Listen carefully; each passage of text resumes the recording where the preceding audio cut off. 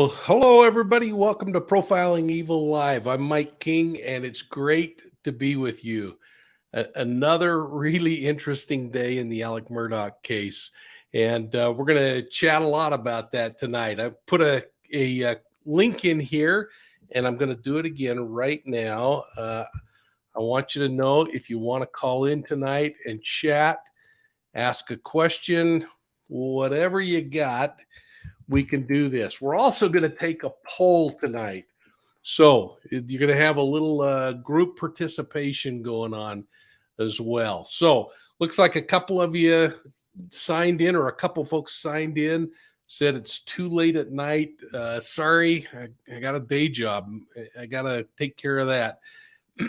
But they're going to watch the reruns. So Wendy Henschel's voting already that she thinks there's guilt involved. Sally's saying without a doubt Alex is guilty, but I'm not sure the prosecution is doing their job. And I want to talk about that tonight because I don't know. Put in here if you watched any of today's testimony. We're going to play through some of it. I cut down to some pieces that I thought were a little more interesting than making you watch a 6-hour set of testimony. Boy, those have been long days in that courtroom. Patty Petite Tanks says, hoping the prosecution's going to pull it together. Hi, I've learned a lot. Good to see you. Lee, how you doing? Sally from Houston, good to see you. Run the World's here. It's great to see y'all. Thanks for joining in.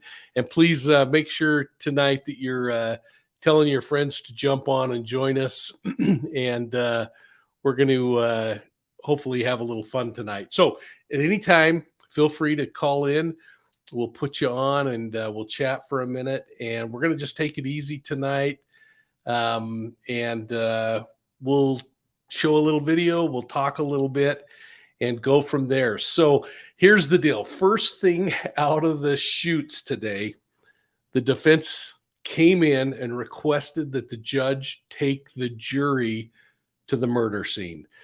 Now, the prosecution argued against this, saying that everything down at Moselle has changed dramatically and that there would be no value in it. They cited things like the trees are overgrown. And I don't know, this time of year, it seems like trees would have leaves off and sound would travel better. So if there's any fear of could Alex Murdaugh have heard anything inside the house like a gunshot, I think you'll hear it a lot better today than you would have in June. But anyway, that was the argument. Maybe that's just what they do by design, is just fight against everything the other side wants, not knowing what the reasoning is behind that. And I'd like to know what you think about that particular thing. I mean, I found myself really wondering what the purpose was, but I was really enjoying the arguments. And, I thought it was interesting. I don't know if you caught the part where Harpootlian went so far as asking the judge to make sure there was police protection during the visit, saying, hey, listen, in fact, I'm going to read the quote. He said, there were literally dozens of people at Moselle last weekend trespassing in order to get selfies in front of the feed room. One of the most distasteful things I'd ever seen. And I'd have to agree with that. That is pretty disgusting. He goes on and says, I don't want our jurors to be influenced by crazy paparazzi. Well, I don't know if they would necessarily be influenced, but that certainly could be distracting. But what are you thinking about this? I mean, how do you feel about sending the jury out to the crime scene? We saw it in just recently in the school shooting case where they went back. But in that case, it was pristine. It was exactly as it was closed up. Here, 2 years, and caretakers and others have had access to that property. So it's kind of interesting. I don't know. So Teresa says, I think it's a good idea. It gives more insight to the scene. Rose is saying, I don't understand how anyone doesn't believe that Alex is not guilty. Crystal, I don't think it's important. Yeah. here's a good one. Pines and evergreens grow quickly. They were a lot smaller 2 years ago. And to the point I was making about some of the leaves, that's true. Between the house and the kennels were pines, and they certainly aren't going to drop leaves or pine needles. So the sound would travel the same, although we don't know about the surrounding area and the dense trees that are there. But again, that's interesting. Night Rider says Harpootlian wants them to see the proximity of the sheds to the feed room. Yeah, and maybe they want them to see how small that room was where Paul was shot. And again, I don't know why. But let's jump into that first segment in court today and just watch that. Sort of housekeeping matters. One is we expect to rest today. We've got 3 witnesses. I don't know how they could go all day, but direct ought to be relatively quick. We're going to rest today, I believe, and then the state is going to call several, somewhere, we've been told up to 4. Maybe it's 5, maybe it's 6, but whatever. I think there's a high likelihood that they will rest on their reply case by tomorrow afternoon, Wednesday morning. Tomorrow afternoon, I believe we can get done and be on track to close and charge on Wednesday, Your Honor. With this caveat, we believe it would be useful for the jury to visit Moselle, both the area in the area of the kennels and the house, just to get some understanding of spatial relationships. And so what we would ask is that you ask the jury if they want to do that. I know I wouldn't, if they don't want to do it, I don't want them to do it. If they want to do it, that'd be fine with me, and it needs to be done in an expeditious way. And obviously, Your Honor's dealt with this before. I don't know what, we're not going with them, but I don't know who does go with them. No one's obviously going to be able to answer questions. They can see it. And that's, I don't know whether that should take any more than, Roselle's about 30 minutes from here? 40 minutes from here. So that's 40 there, 40 back. An hour on the scene, maybe 3 hours. And I just throw that into the mix, not wanting to get this case closed, but we believe they ought to be given the opportunity to ask to see it if they want to see it. And I don't know whether that's done by majority vote. I don't know how all that's done, but we're asking they be allowed to do that if they want to do it. Your Honor, I don't know that I've heard of just asking the jury and having them take a vote on that. I am not, the state is not asking for there to be a jury view of the scene, and if anything, I think that that would require additional testimony because the scene is different than it existed on the night of June 7th, 2021. And a big factor, which I think is very relevant to some of the issues here, is that the trees that were planted that separate the kennels and the house are markedly taller and thicker than they were on June the 7th. The state is not asking that there be a jury view, and I don't think the defense is either, and I'm not aware of any procedure where we just kind of throw it into the jury's hands to take a vote. So we would object to that proposal. Your Honor, if Your Honor wanted to instruct them, they're only there to see the kennels. There's no issues that they should be viewing the house, or because the scene is, we concede that that's changed, but the kennels, the spatial, how small the feed room is, the spatial between where, and they've seen the pictures, where the feed room is compared to where Maggie's body was, compared to where the quail pens are, where the doghouse is. You just can't really appreciate the spatial issues without actually seeing them. And if you want to limit it to just the kennels and them not being allowed to in any way deal with the relationship between the house and the, and we actually do have some photos from that night and the next day. I think you can put restrictions on it that would assist the jury if they want it. I don't know whether they vote or whether you ask the forelady. I've seen it done where the judge asks the jury, do you want to go to the scene? Now, it's been a while. I can't remember whether it was a vote, but he did ask the jury. It was sometime in the dark ages of the early 80s.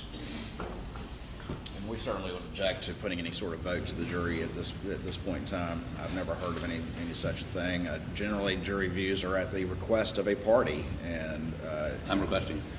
Well, Again, I don't know that it's necessary in this particular instance, or that it would be a particular help or aid to the jury. And if anything, it may confuse the issues again, because the property has changed since the night of June 7th, 2021. All right, anything else? No, sir. Okay.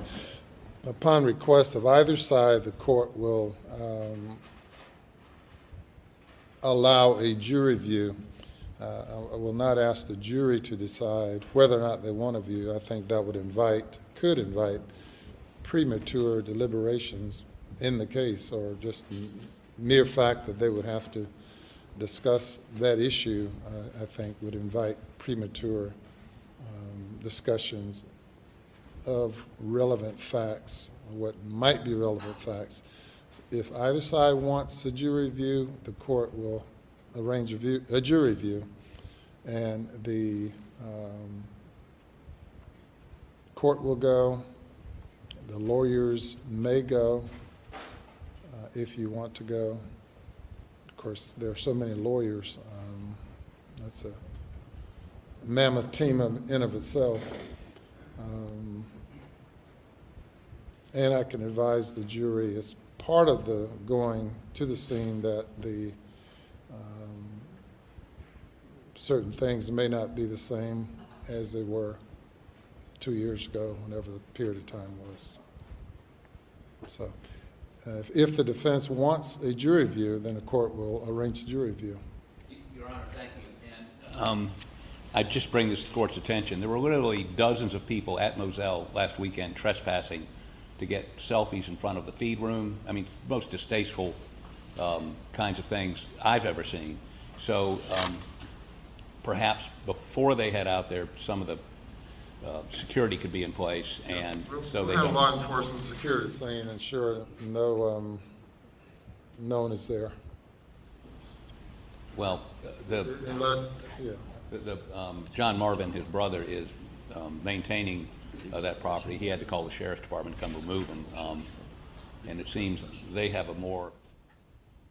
they're sort of a carnival attitude about this case than what we have to deal with. So I don't want the jury influenced by, crazy paparazzi. I don't think there's really any. No one can be there. The scene will be secure. No one will be there during a jury view. Now, do you want a jury view? Does the defense want a jury view? I do. I just want to ensure that the security is not caught unawares about what a circus is going to be outside the property. And they've got the authority to close off the road. Yeah. So, I mean, I'm not telling them how to do their job, but I am suggesting these are things that we became aware of over the weekend. All right. We'll arrange for a jury view with law enforcement. All right. Anything else? No, Your Honor. Hey, you may bring the jury. All right. I want to just stop right there for a second. We'll come back, catch that. But I wanted to just chat about some of the things I'm seeing in the chat. Some of you are all for getting the jury down there. Others are against it.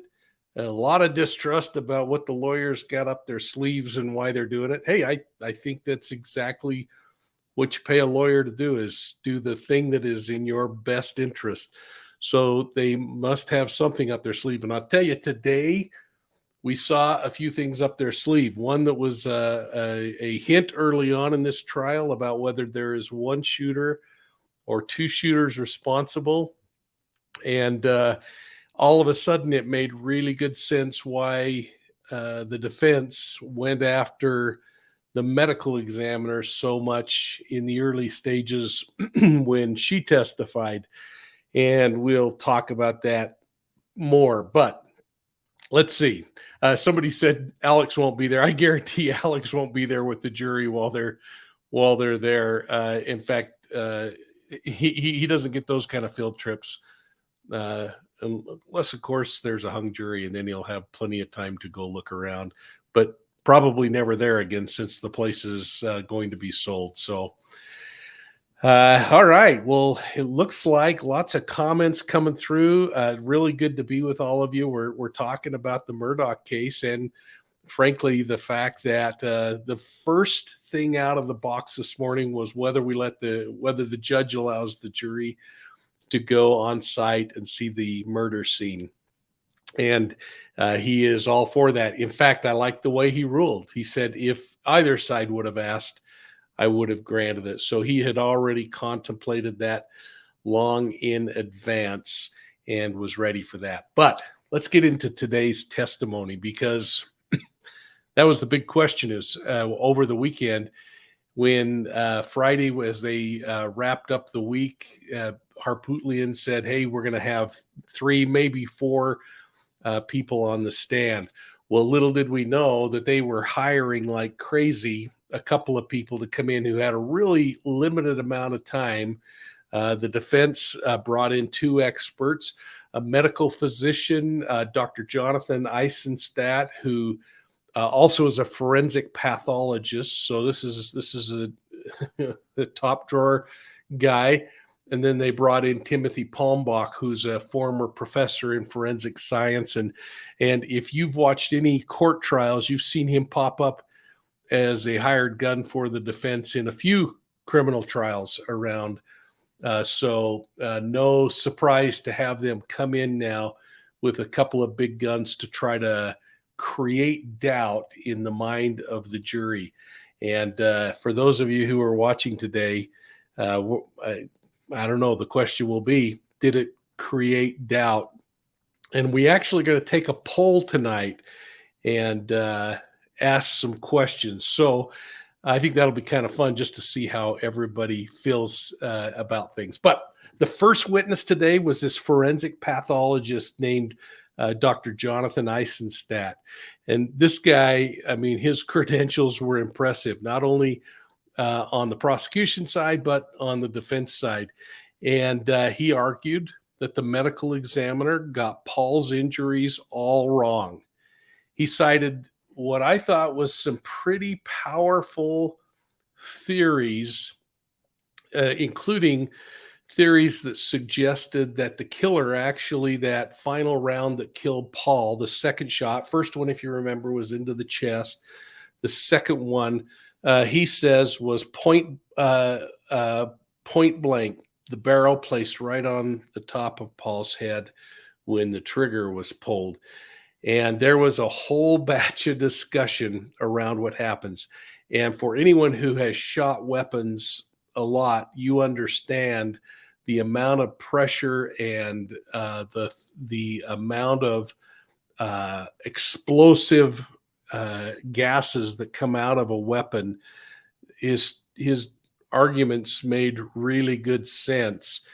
And so what we're going to do first is watch some of those arguments. Again, that the barrel of the gun was placed against Paul Murdaugh's head, mortally wounding him. But that execution, that last blast, would have also undoubtedly had a huge amount of backsplash, forcing body fluids, debris, all kinds of things back onto the shooter, which might explain, if the prosecution is correct and Alex Murdaugh is the murderer, the need to go and shower down, not only with a hose at the scene, but over at the house. But the theory is completely opposite from what the prosecution's medical examiner described as a shot that originated near the shoulder and came up and then into the head, blowing that cranial cap portion off. And I've cut out a lot of the gross stuff, folks, and I know you can handle it, but I just don't care to re-victimize myself, let alone anyone else, by talking about that. So we're going to cut through some of that. But anyway, rather than share all the graphic testimony, I'll skip around just a little bit so you hear what I think was really compelling. And then the question I'm going to have is, does it bring the medical examiner's thoughts into question? So let's jump back in. Your Honor, the defense would call Dr. Jonathan Eisenstadt to the stand, please. I am a medical doctor who specializes in forensic pathology. And where do you practice medicine? In the state of Georgia. Could you tell the jury, please, what forensic pathology is? Sure. Forensic pathology is a subset of pathology which really deals with investigating the cause and the manner of someone's death. Okay. So sometime, I believe last week, we heard from the coroner of Colleton County. Did you watch that testimony or hear that testimony? Not the coroner. I saw Dr. Reimers, the medical examiners, but I did not see the coroners. Okay, tell the jury, please, if a medical examiner or coroner comes on the scene of a suspected homicide, how would one, as a physician or medical examiner, how would one determine time of death? What procedure would you follow? Oh, well, whether it be a homicide or not, any death scene, you want to try to get an idea. It's not an exact science, but you want to try to get an idea of what the body temperature is as compared to the ambient temperature. Why? Why? Because it can give you an idea of how long the body has been there. But there's a lot of factors. So the way that I always taught the investigators and coroners is if you walk into a room or you walk into an environment where there's a dead body, the first thing you do is put a thermometer down. Don't look at the thermostat on the wall. Don't look at the computer to see what it says. Put the thermostat down, look in the area, start your investigation. Come back and look at the thermometer. That will be your ambient temperature. Ambient temperature means what? The temperature of the air in that area. Okay. And obviously you want to put it near where the body is. And then you take the thermometer and you do a rectal temperature. You put it in the rectum, but you leave it there and you start doing more of your scene investigation. Then you come back, you take it out, and then you have the closest to what we can get for a core body temperature. And you document those two. And then there's other things you look at. You look at blood settling, and you look at what's called rigidity, so stiffening of the muscles. So why would you want a core temperature and an ambient temperature? What do you do with that? Well, then you can, the body will equilibrate. Well, what? Will sort of even out with the ambient, so the outside temperature, between 1 to 1.5 degrees per hour. I will say it's not an exact science, because obviously if, right now I'm sure my body temperature is a little higher because I'm on the stand. So I may not be 98.6 degrees right now, which is normal. And if you were to die right now, it would not be appropriate. I'm not saying you should die right now, but so your temperature's up a little bit. Does that mean that you would start at in your calculations at a higher temperature? What would you do? Right, so that's the problem, is that, let's say I'm 99.5 right now, so that's 1 degree higher. That already moved, we're starting to move that time frame out to it could have an hour faultiness to what you're going to do. So it's 100 degrees outside. My core body temperature is 99 degrees, so we have 1 degree difference. So you may say it's been about an hour, but unfortunately television shows have made it seem like you can say it happened at this time. But in all honesty, you can't, but by far the best methodology is to do a core body temperature. And an ambient temperature. And an ambient temperature, yes. So how are you feeling about this guy right now? I mean, number one, he's likable, in my opinion. I think that is something that is in the defense's corner, that a jury's going to be looking at him and saying, oh man, he makes pretty good sense. I love the fact that one thing he doesn't seem to be as defensive, like taking defense or offense with everything that's being asked of him, that he is putting things in layman terms, making it a little easier to understand. I'm really enjoying looking through your comments here. And I mean, that's the reality of this whole justice system and why there's this back and forth. And the good thing to remember is the prosecution will have a chance now to put a couple of experts on tomorrow. And then when it gets to closing arguments, prosecution gets the last chance to try to convince people. But but let's jump back in. What do you see on your screen? I see the female body diagram from the autopsy of Maggie Murdaugh. So I think the easiest would be to go from bottom up. Okay. So we have, these are all rifle wounds. So we've now talked about 3 of them. Now we have 2. I'll start with the first one, which I agree with her findings, and then the second one is where I have, there's a discrepancy. Now, I want to pause there for a second because you caught that quick glimpse of Alex Murdaugh, and he is like falling apart up there as he sees now these actual images from the autopsy of his wife and his son. You'll notice there's a monitor in front of him, and they've actually placed cardboard over the face of the monitor. And that was one of the first things I noticed as I was looking at it. Whether it's because they don't want him to react emotionally and have a jurist think, oh man, he's feeling guilty, or maybe they're just being decent to the guy and not making him look at his wife and son. I don't know what your thoughts are on that, and it'd be interesting to see as you're weighing in over here. Hey, and folks, thanks for joining. Hit that like and subscribe button, please, and give some thumbs up. And if you're not a Profiling Evil channel member, join up. Heck, we love having you on board. Let's get back into this. We now look at rifle wound E, which is the one that's here on the back of the head. Yes. The directionality is correct, and I can explain why I believe the one on the left breast, the directionality was wrong. But we have a almost tangential, meaning that it doesn't go super deep into the brain. It comes here, but a rifle has a lot of kinetic energy and so it has a lot of force to it, and it can cause severe disruption. And it's coming along here, goes through the brain, and when this one goes through the brain, it causes an injury to the brain stem. That would make her die immediately.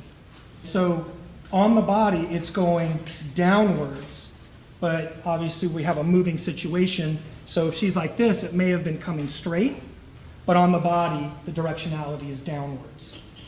And there are some up arrows here on the injuries to the upper back. I don't know why, because in her report, they go down.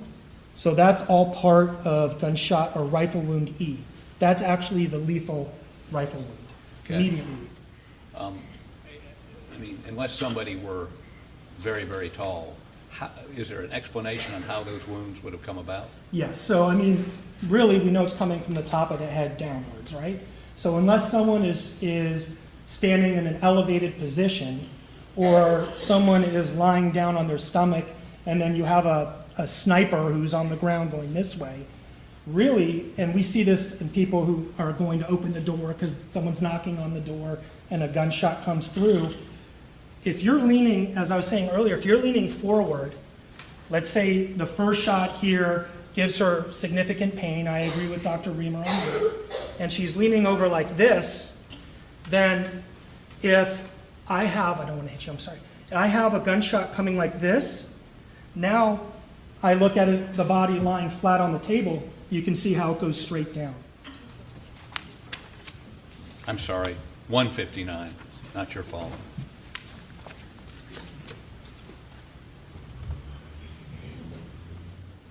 So how about detail what she indicates are the wounds to Paul? And we'll start, at, I guess, at the bottom and go up. Sure. Okay. So there's 2 shotgun wounds to Paul. One is on the chest and one is on the head. Okay, let's talk about the chest wound first. Sure.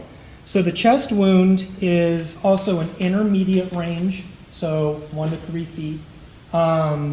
In her autopsy report, she stated that she believed the entrance was coming from the left side, went up, and then it exited the top of the head.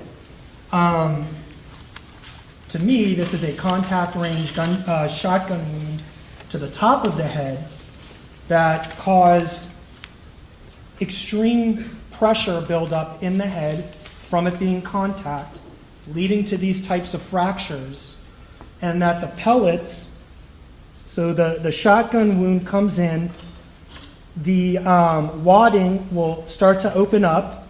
All of that pressure basically, for lack of a better term, will explode what's there because the pressure needs to get out somehow. And His head. Tell us where Dr. Reamer got it wrong.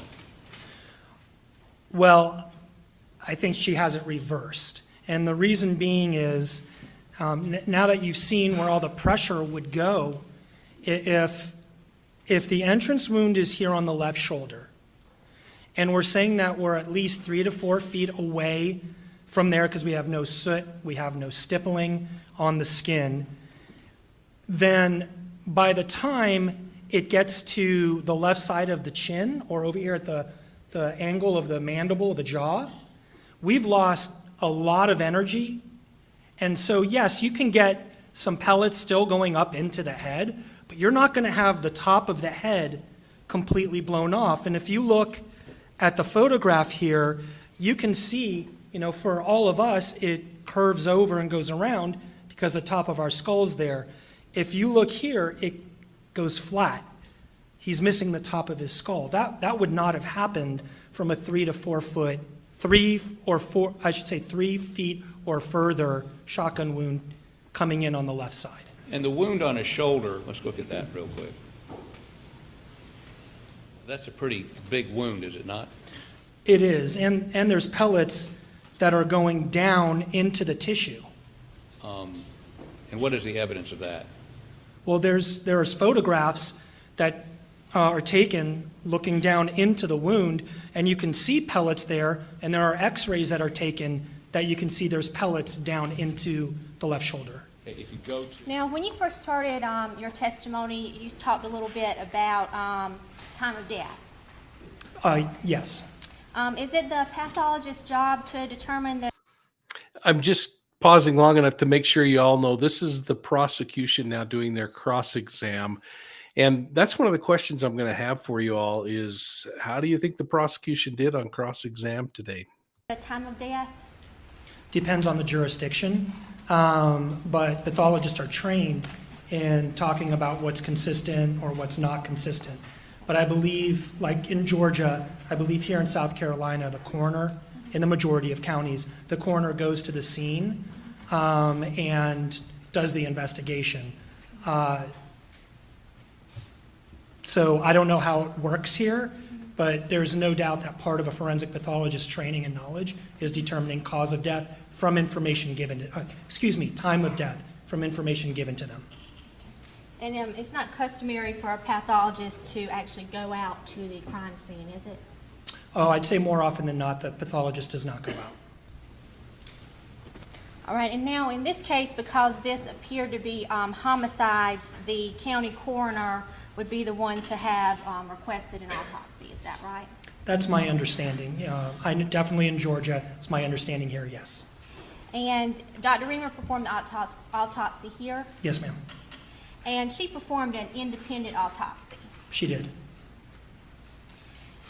Did you perform an autopsy of either of the victims in this case? I did not.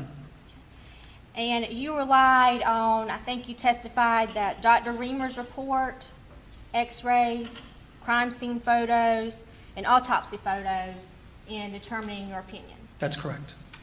And you were hired, right? Yes, I was. And you were here on Friday, weren't you? I was. Okay, so that would mean you've made over $10,000 in evaluating or taking part in this case. At the end of the day, that's correct. Did you do a report? I was not asked to do a report, no. Wouldn't you agree that a report would have been helpful to explain the scientific methods or investigation that you used to come to your conclusions? Oh, different jurisdictions do it differently, so I have no idea how it's done here, but my report would have been exactly the same as my testimony, so I guess it would be on paper instead of, verbally. Well, you saw Dr. Reamer's report, and that was actually entered into evidence, right? Yes, I did. All right, you spoke a little bit about Maggie. in Yes, that's her correct. autopsy. And I believe you said in your testimony that Maggie's shooter could be taller than Maggie. Is that right? Oh, no, that's not what I said.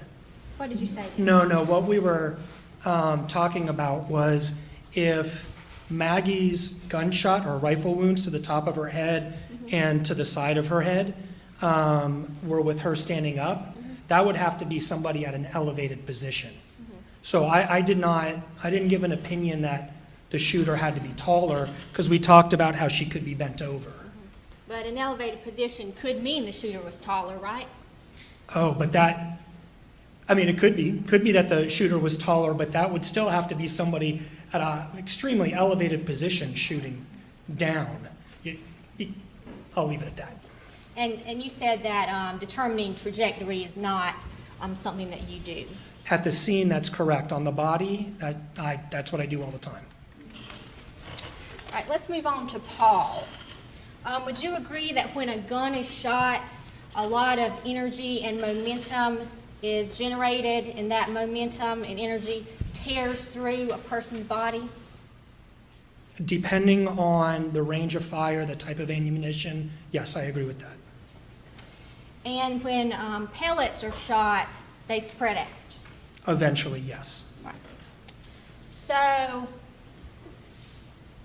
if Paul was shot in the back of the head, and those pellets start spreading out, did they come back together when they exited this way?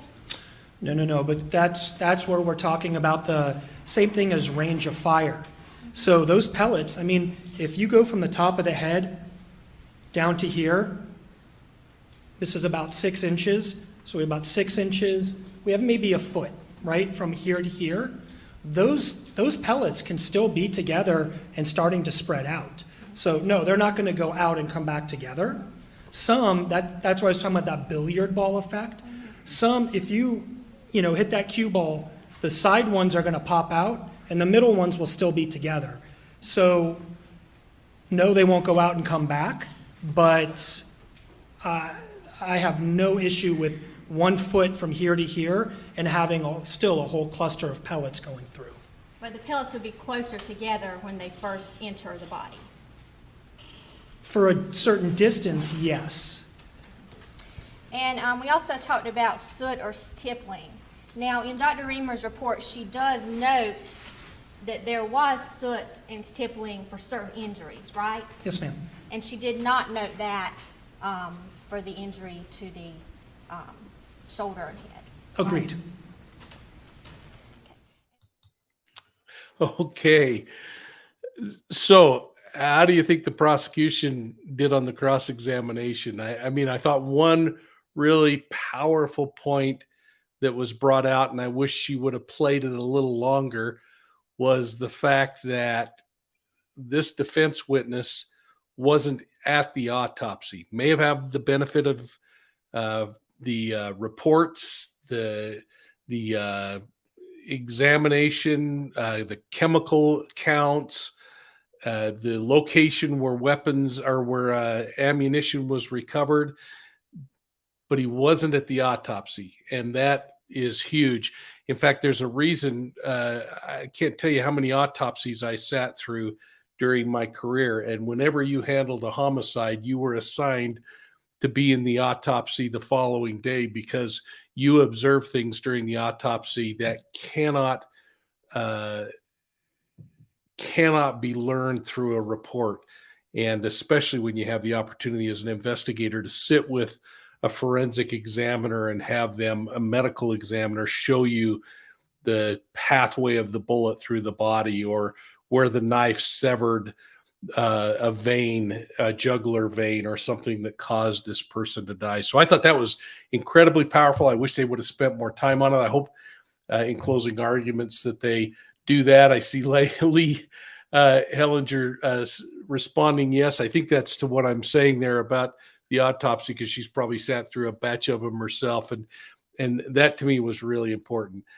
But I don't know. I kind of felt like the prosecution was a little flat on some of the cross-examination there. And just to explain, I wish I had a better way of explaining this, but on a shotgun shell, folks, when they are loaded, just consider the shell as an empty casing, like my cup of water here.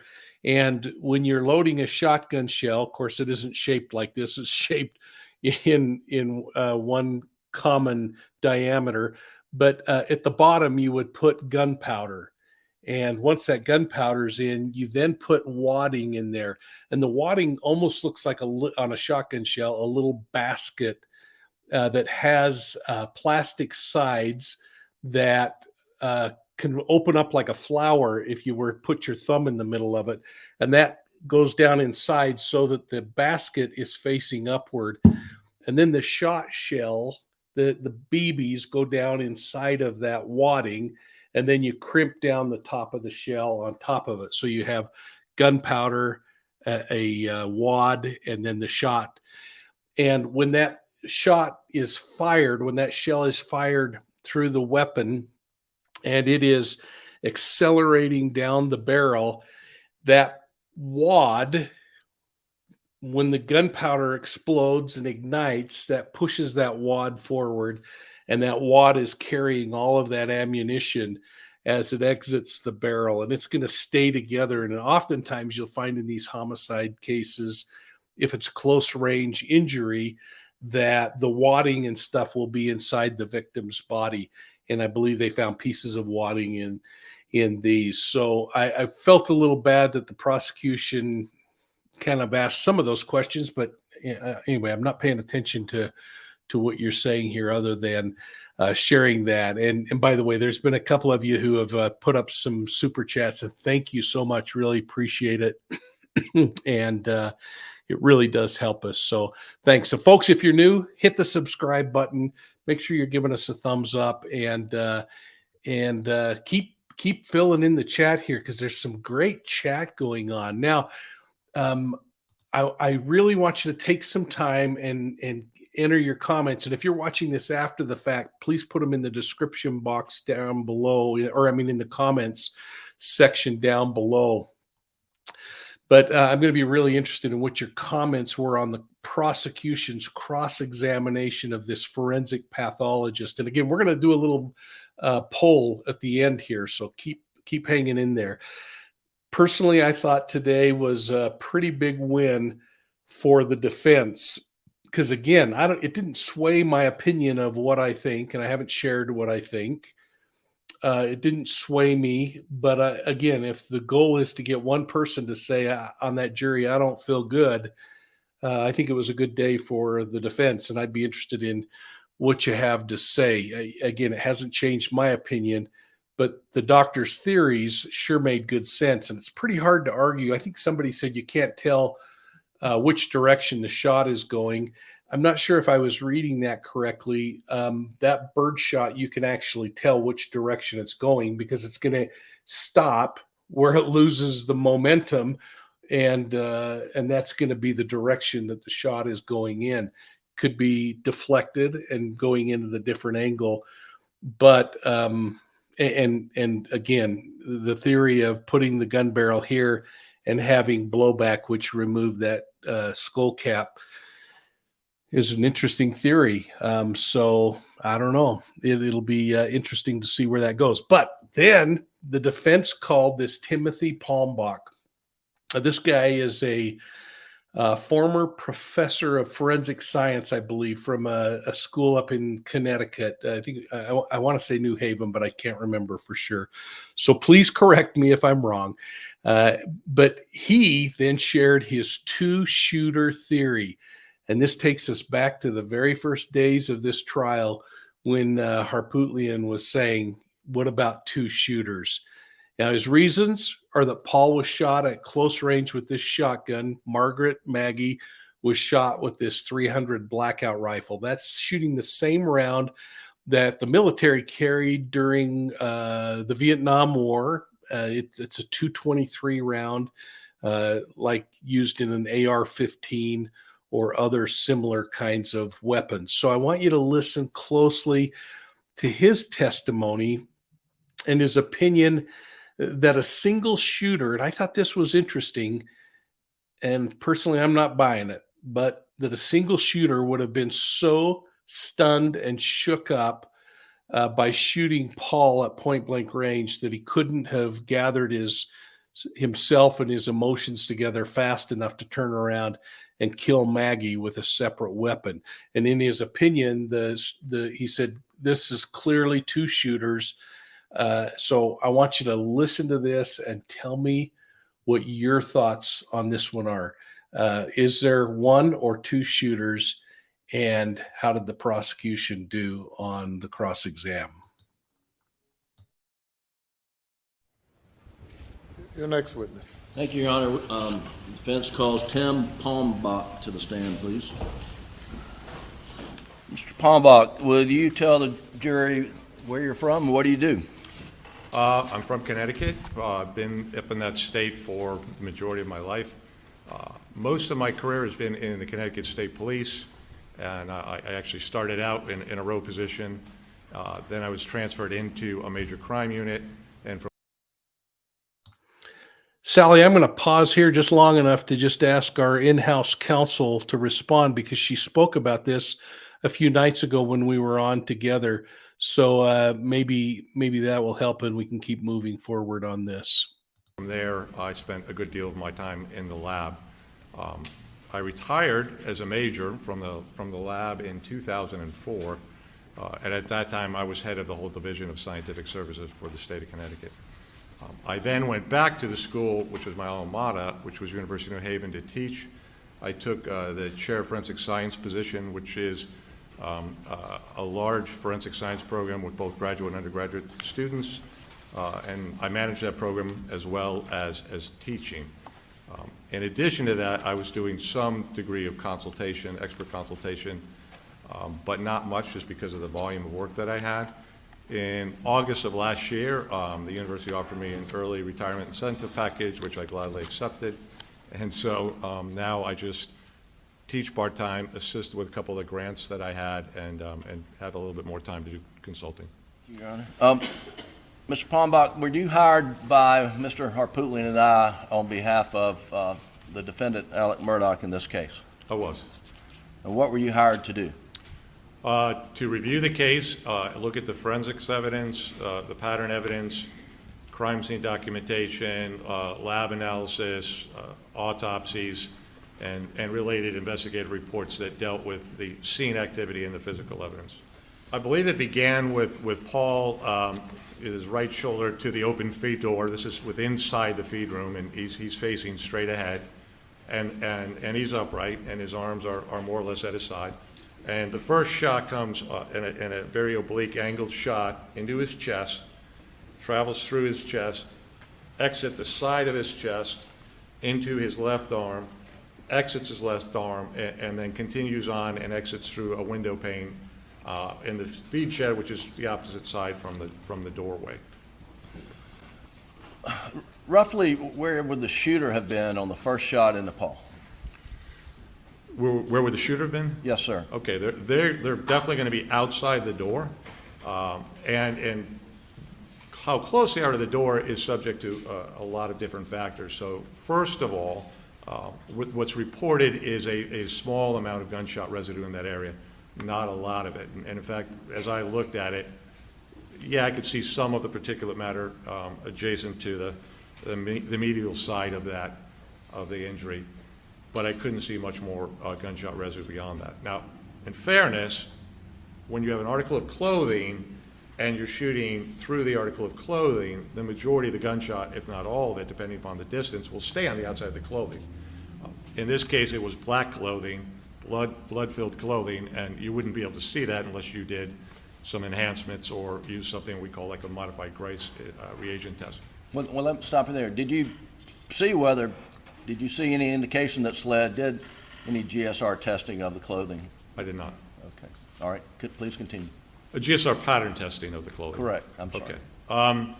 However, I'm not going to dispute what I read, that there was a minor bit of stippling there. But a minor bit of stippling there with a shotgun is going to give you a necessary minimum distance of 2 to 3 feet from the wound to the end of the barrel. The other factor you have to take into consideration is both of the shot shells that have been associated with the shooting of Paul were found within the feed room. Now, while the shotgun's never been recovered, and we really don't know the action and how it worked, it is a reasonable assumption that it's a semi-automatic variety, and that therefore, as an individual pulls a trigger, it'll eject to the right out of the port. So in order for the two casings to be within the feed room, the probability is that at least the receiver part, the ejection area, has got to just be inside the doorway minimally in order for the casings to stay inside of there.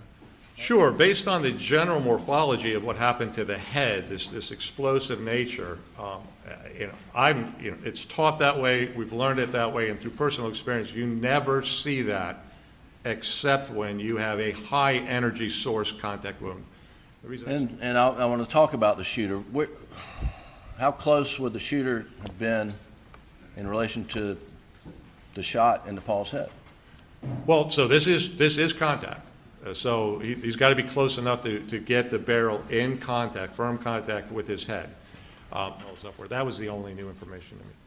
And you form your opinion by reviewing reports and things that were provided to you by the defense. Correct. Do you know if Again, you this is the reviewed entire prosecution. case file? No, I wouldn't know that. You just reviewed materials that were provided to you. Correct. Did you prepare any kind of report? I did not. You did not. Correct. But you did review reports made by Dr. Kenny Kinsey and a pathologist and other witnesses for the state. I did.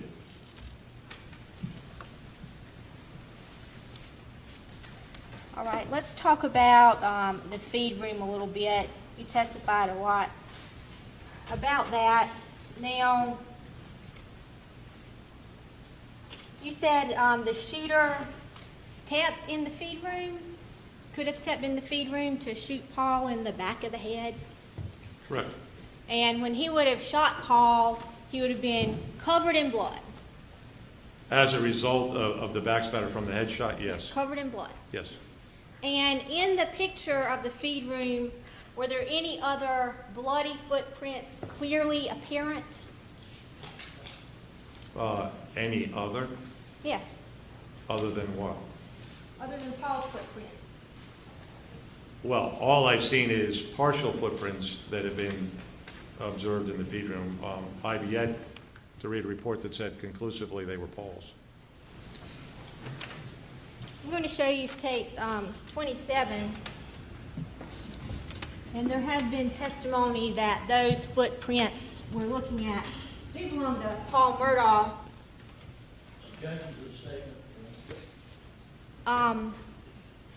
Were there any other clearly visible footprints that you can see in that picture from a bloody shooter? So first of all, and again, I am not a footwear examiner, so I'm not going to make a determination about whether or not it definitively is Paul Murdaugh's shoe. All of the reports I've read generated by the state, the ones that I've seen, would say that they didn't exclude it, but that also does not mean that it's Paul's. Now, I'm not disagreeing that it doesn't maybe have some characteristics in similar, but I don't know that they're even at a point where that has been fully identified as Paul's. So you haven't seen the report that identified those as Paul's footprints? Definitively identified as Paul's? No, I did not. You only saw the reports the defense wanted you to see? I got the reports that were supplied to me, yes. Now about the damage to the door, we saw this picture where there is blood in the corner of the door frame. And that was the defect there? Yes. Were there any defects from pellets in the door frame down there? Not that I saw. Because defects were in the top of the door, right? That is correct. And you referred to Paul being shot in the back of the head, kind of like an explosion. Correct. And I'm not a physicist or anything here, but when you fire a shotgun, things are going in a direction that the gun is fired, right? Correct. So there wouldn't be just like a boom explosion like from a bomb when you fire a shotgun. Actually, that's more exactly what it would be like, yes. So you're saying a shotgun, when you fire it, the impact is all around like a bomb instead of in the direction the gun is fired? Only when you confine it. And again, and that's why it makes the classical determination of a contact wound in something like the cranium. It's not, you shoot a person anywhere else, you will not trap the gaseous material and allow the pressure to build up within. Eventually, yeah, it does look like a bomb going off. Now, I want to stop there for a moment because I just had a flashback of sitting in the middle of an autopsy, asking this very question and being taught and then visualized what happened in a way that I've never forgotten. So I want you to just visualize for a moment. You all have had that opportunity when you were drinking a soda to have the straw maybe plugged with a piece of ice or maybe a seed from a lemon that you squoze in the drink or something. And naturally, what we tend to do is blow on the straw to blow that seed back out so we can keep drinking. And I hope I'm making sense. Now, the reason I'm saying this is because the barrel being placed right here and the force, again, of that gunpowder igniting, there's a long tube, a barrel of a shotgun that they were showing is either 28 or 32 inches long. And the kinds of shotguns that they were showing on there, I know very well. Think about that empty barrel filled with nothing but air. Think of the straw when you were trying to blow that little seed out of the straw. What happened to the drink and the backlash and spray that occurred when you finally got that seed dislodged and blew all that air out and got the obstruction out? What happened? And that's exactly what happens when a gun barrel is placed in a contact position and fired. There's so much velocity, so much gas, and there's a tube full of air that has to go somewhere. And so I think that the prosecution made a critical error in asking this question, and might have been better to have somebody who fires guns asking questions about gun evidence. But I'm going to look for your comments. Happens in a cranial vault. So if there was an explosion of this type, wouldn't Paul's whole head be blown off? I'd say the fact that his entire brain came out and a large portion of his skull is missing, that's pretty dynamic. I don't know how much more you want. But his brain wasn't destroyed, was it? There were pieces of his brain throughout the room, and including out on the ground. Most of his brain was intact, right? The majority of the structure was physically together, but whether it was injured is absolutely not for me to decide. It's a pathologist that needs to do that. I believe you testified that his brain was a mass on the ground. Yes. And his face wasn't destroyed either from this explosion, was it? No, because again, the energy source is going to find the easiest egress, and that is where the entrance hole came. So that's why none of that explosive value did not go down with the shot, which is the kind of the logical inference that all should come this way or his left. But in this capacity, because this is in this seal vault, this is this large hole there, then you get kind of a shift, and all of this now starts pushing back that way, following the exit point out the entrance hole. And you're talking about pushing up, but the shooter was firing down? The explosive release of the gas trapped in the cranial will push back upward in the direction of where the barrel was. Absolutely, some of the projectile and energy has gone through the brain, exited the left side of the face, and into the shoulder, and created exactly that pattern that you were pointing to a minute ago on the door jamb. So all these pellets that were being pushed downward when they were shot, we don't have any defects downward, just upward. Correct. Okay. Well, I'm really positive about law enforcement and I was chief of staff of an attorney general's office. I love prosecutors.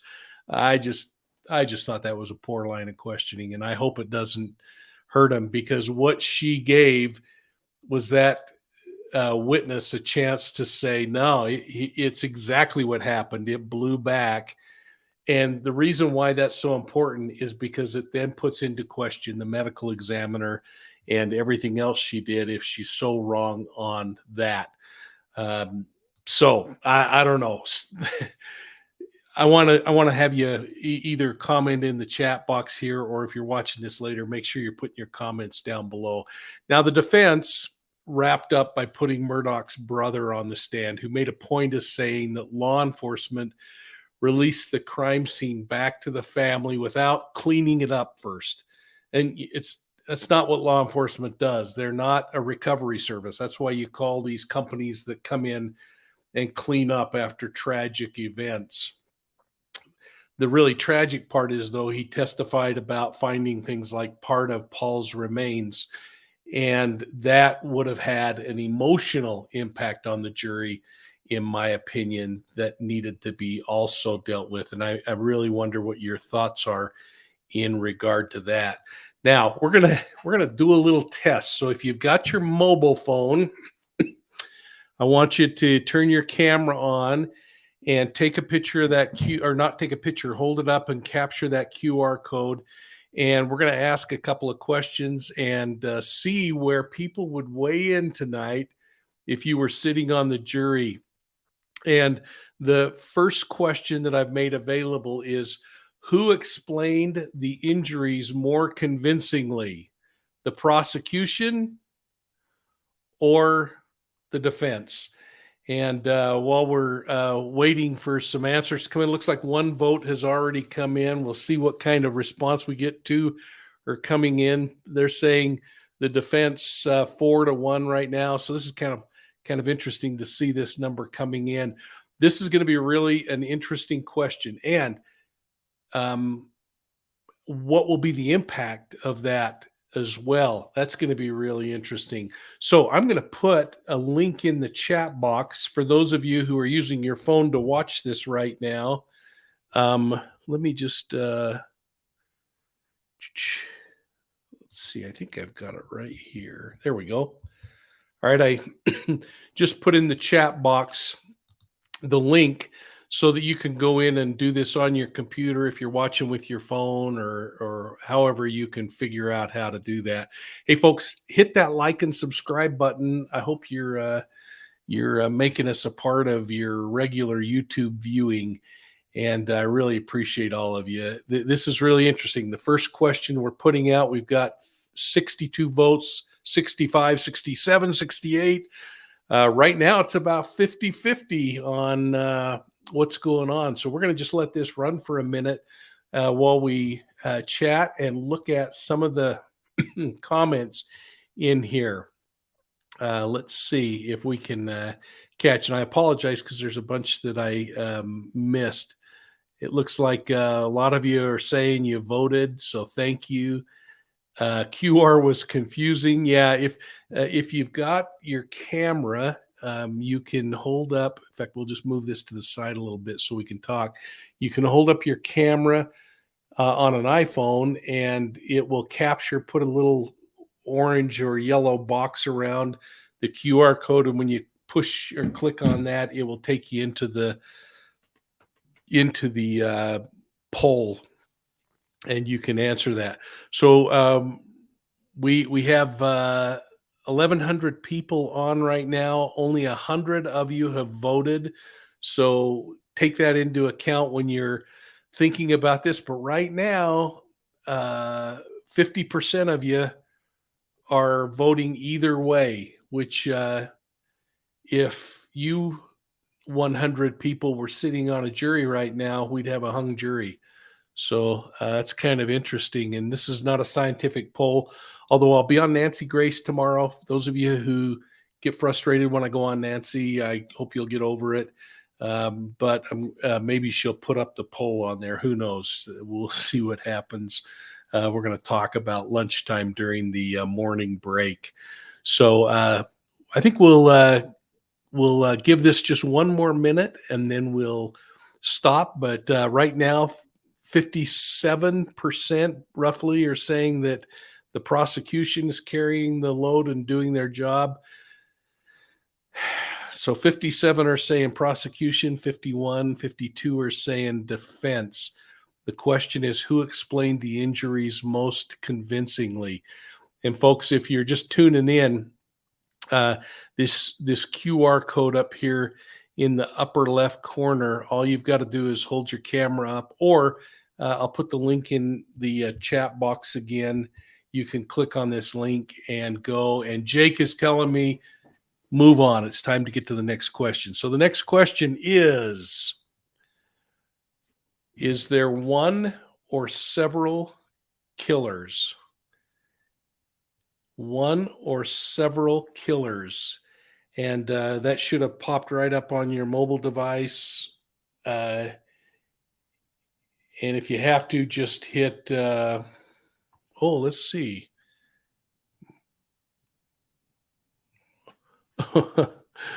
I think I bounced ahead. Okay. I might have bounced too far ahead. So I'm showing who should bear the burden of cleaning up the crime scene. Government or the property owner. And again, government doesn't do that. And so this is becoming an emotional question, in my opinion, and the defense maybe made the right decision in making it an emotional decision. I don't know. So we almost have 100 voters. Again, it's about 50-50. 51 to 48 are saying government should be responsible for that. So now here's the biggie.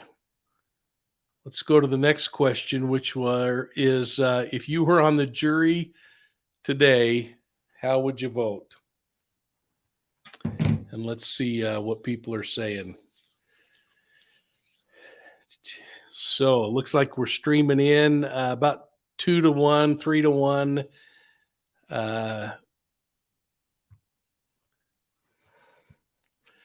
75 votes or 56-22. You can see that as well as I can. Hope you're enjoying doing this. I appreciate getting kind of an insight from you as to where you're standing on this thing. If you were on the jury, how would you vote today? Out of 106, 107 of you, 77, roughly 75% of you would say guilty, 25% would say not guilty. And if we were to put that into a number of 12 jurors, that might mean that Alec Murdaugh isn't found innocent, but he's not found guilty. And that may be what we see happen when this thing's said and done. I don't know. So hope you enjoyed that poll. We'll close it down, and hopefully you enjoyed doing that.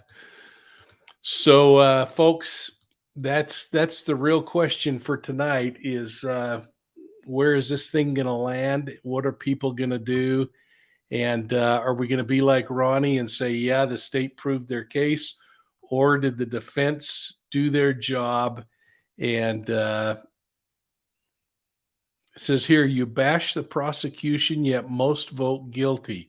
I don't know who's bashing the prosecution other than I'm just telling you what my opinion was of where things came out today. I hope you will all get over that.